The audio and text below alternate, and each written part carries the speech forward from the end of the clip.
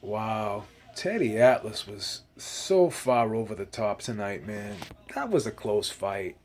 That was definitely a close fight. Jeff Horn landed some good right hands. He did some good body work. He was actually moving very well. He was moving from side to side.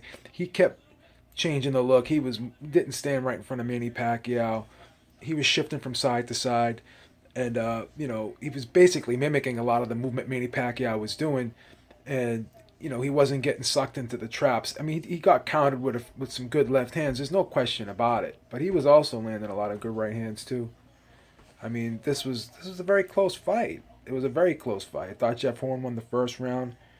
Um, I gave Manny Pacquiao the second, the third, and the fourth, and the fifth. But then I thought Jeff Horn came back in the sixth, seventh, and eighth, and I gave Pacquiao the ninth. I did not score that a 2 point round.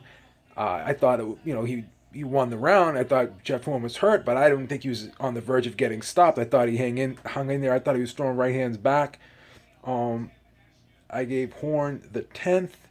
I gave Pacquiao the 11th, and I actually gave Horn the 12th. So this was a fight that was very close. If you had it 115, 113 for Pacquiao, that's cool.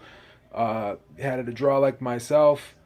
Um, you know, 115, 113 for Horn, not out of the question. And when Tim Bradley said the fight was close, he really liked what Jeff Horn was doing. And then Teddy Atlas throughout the whole broadcast was trying to tell Tim, hey, he's not really doing what you think he's doing, Tim. He's running in there, moving in there, but he's not landing shots. He's getting walked into things. But, in the second half of the fight, Manny Pacquiao was setting the traps, but he wasn't capitalizing on Horn coming in and giving him those openings. He wasn't capitalizing on those openings, and even when he had Horn hurt in the ninth round, he didn't even go in for the kill. He paused. He waited. So this was not the old Manny Pacquiao. This was the Manny Pacquiao that has definitely lost a step. There's no question about that. Jeff Horn, I said, landed some good right hands, did some decent work with the jab. And, Manny Pacquiao did suck him in on occasion to the left hand, but Jeff Horn was basically moving very well. He had a great pair of legs. He was right there with Manny Pacquiao. Definitely Manny Pacquiao had faster hands, but the difference in this fight was Jeff Horn, his foot speed was right there with Manny Pacquiao's. I mean, you can say that Manny Pacquiao was faster, but not by much. I mean, you could definitely see that Manny Pacquiao has lost a step in the foot speed department. So Teddy Atlas, he wants to sit there and scream at the top of his lungs. I mean, come on, man.